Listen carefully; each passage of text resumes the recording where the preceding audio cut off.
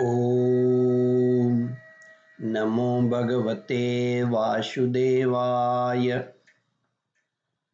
श्रद्धालु भक्तों, श्रीमद् भागवत महापुराण के तृतीय स्कंद के 21वें अध्याय के अंतर्गत मनुष्य योनि को प्राप्त हुई जीव की गति का वर्णन है। इसके पूर्व 20वां अध्याय समाप्त हो चुका है।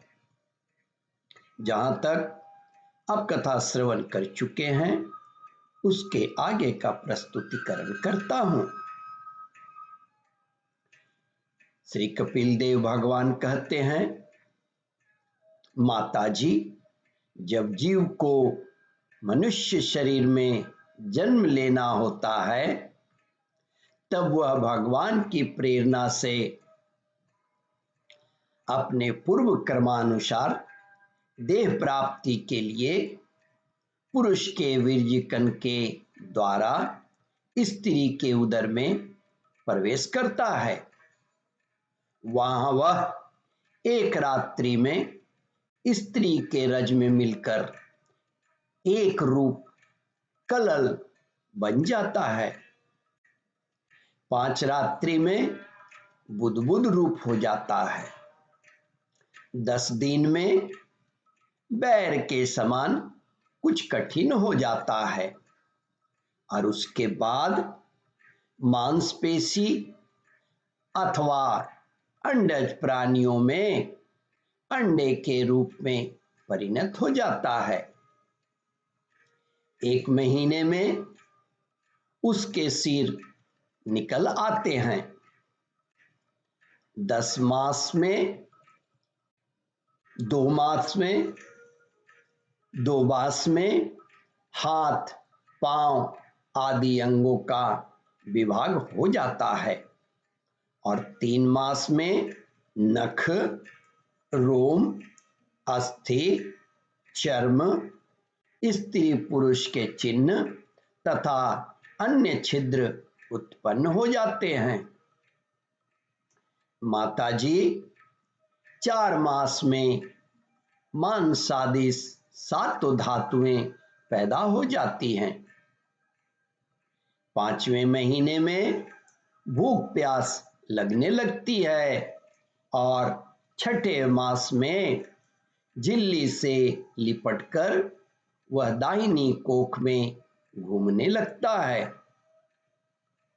उस समय माता के खाए हुए अन्न, जल आदि से उसकी सब धातुएं पुष्ट होने लगती है और वह कृमि आदि जंतुओं के उत्पत्ति स्थान उस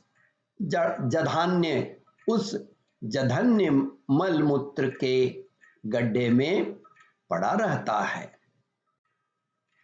वह सुकुमार तो होता ही है, इसलिए जब वहां के भूखे कीड़े उसके अंग प्रत्यंग नोचते हैं तब अत्यंत क्लेश के कारण वह क्षण क्षण में अचेत हो जाता है।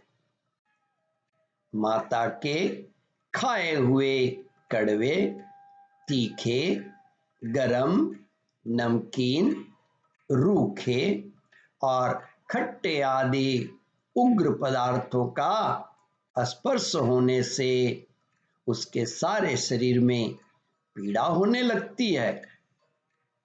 वह जीव माता के गर्भाशय में झिल्ली से लिपटा और आंतों से घिरा रहता है। उसका सिर पेट की ओर तथा पीठ और गर्दन कुंडलाकार मुड़े रहते हैं। श्री कपिल देव भगवान कहते हैं, माताजी, वह पिंजड़े में बंद पक्षी के समान पराधीन एवं अंगों को हिलाने डुलाने में भी असमर्थ रहता है। इसी समय अदृष्ट की प्रेरणा से उसे स्मरण शक्ति प्राप्त होती है।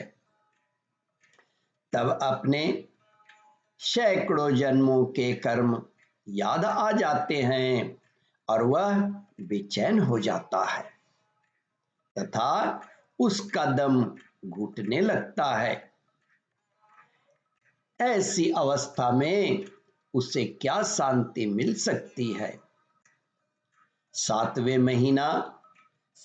महीना आरंभ होने पर उसमें ज्ञान शक्ति का भी उन्मेष हो जाता है, परंतु प्रसूति वायु से चलायमान रहने के कारण वह उसी उदर में उत्पन्न हुए विष्ठा के कीड़ों के समान एक स्थान पर नहीं रह सकता।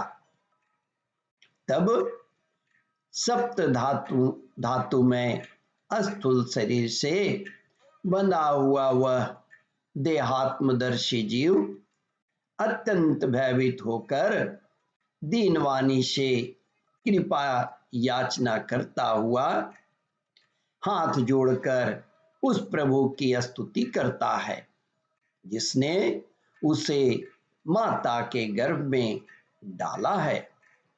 ओम परमात्मने नमः। श्रद्धालु भक्तों, इस कथा को ध्यान पूर्वक श्रवण मनन और इसका चिंतन करें। इस कथामृत का रसास्वादन अपने बंधु बांधवों को भी करावें।